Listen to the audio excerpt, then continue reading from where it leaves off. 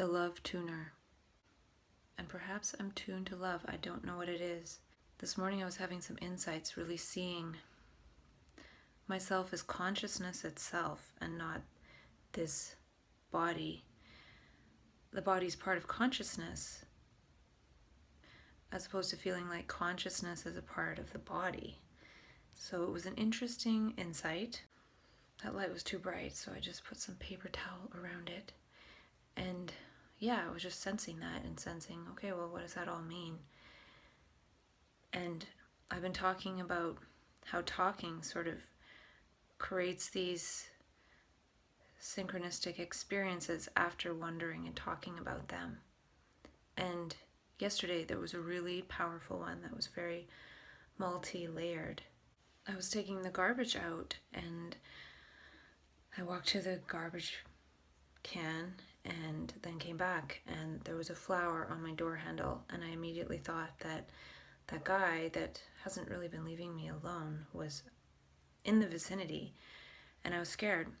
And at the same time, I had left my phone somewhere else, and then I was in my room, afraid to leave it, and trying to get a hold of people to help me.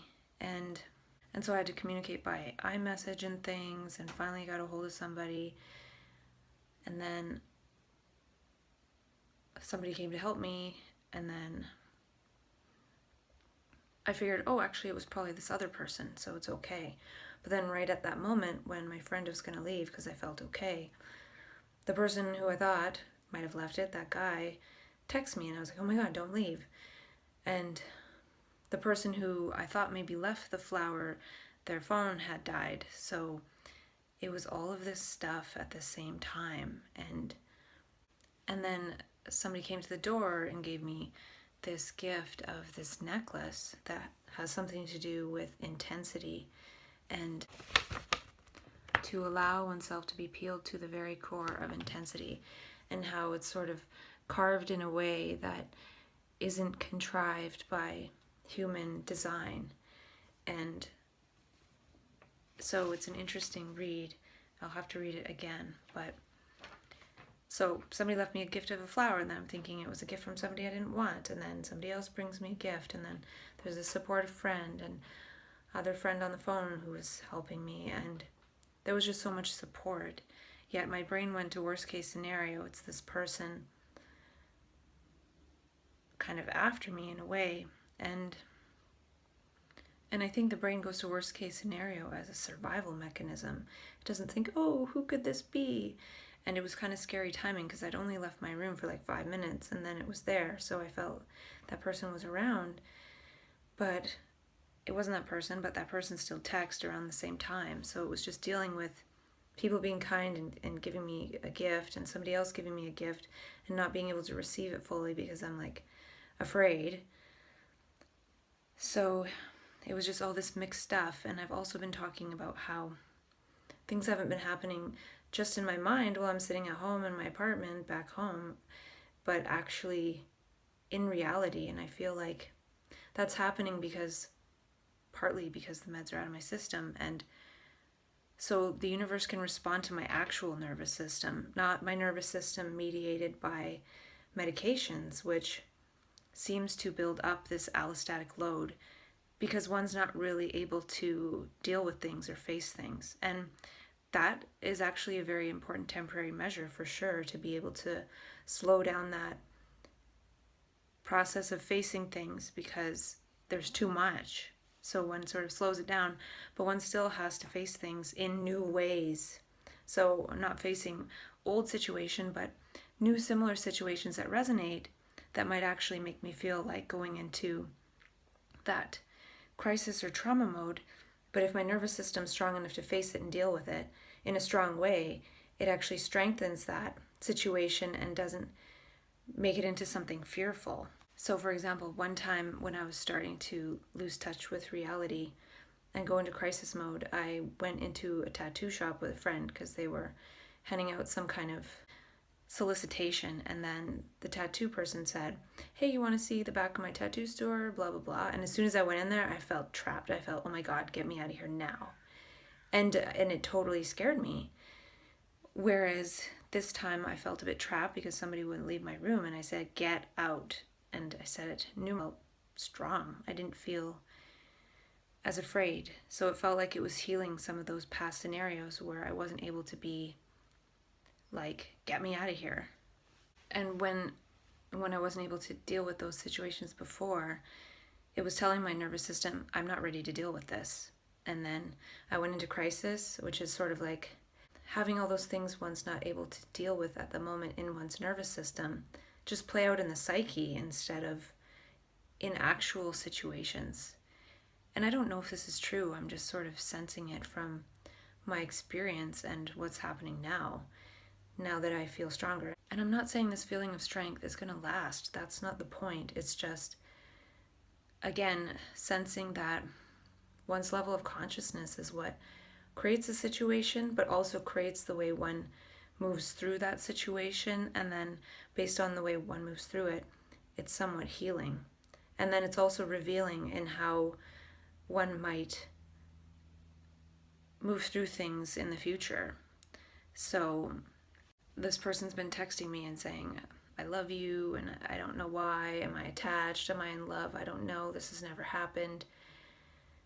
And I seriously have no reply, except this morning I kind of thought of saying, if you really want to go out and help the world with this energy that you feel you have access to, go and share with men that no means no, and get out now means get out now, not in 5 minutes. It means get out now. And if that simple point was understood, I feel there would be a good chance that the world would actually start changing into the beautiful and intelligent human world that it can be. And that's not the only factor, but that's a factor that has been in my life, and I feel like it's been in many, way too many women's lives. And I know what that creates. It's created most of what I've been through these last 6 years or 7 years, and it's all a learning process, but it's a learning process that I would hope most women don't have to go through. So this person is creating the man-woman story out of that energy and focusing it on me and feeling like he wants to be with me or something, which is such an easy story for a man to create. I want a woman and be all intimate with her and things, and that's a story as old as human time. So when one gets access to that energy, to funnel it into that, it's just too easy. To actually diversify it and share it and turn it into something meaningful, not just biologically meaningful, is it takes some work. It takes awareness. It takes learning. It takes being responsible for that energy, and it's a learning process. It's difficult to just be responsible for that energy and understand it from the beginning many times, and I probably will again.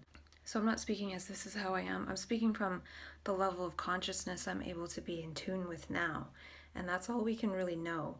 We're not really these static entities where you have access to all levels of consciousness and all levels of human spirit and all levels of human experience, no matter how enlightened we feel one day and how miserable we feel the next.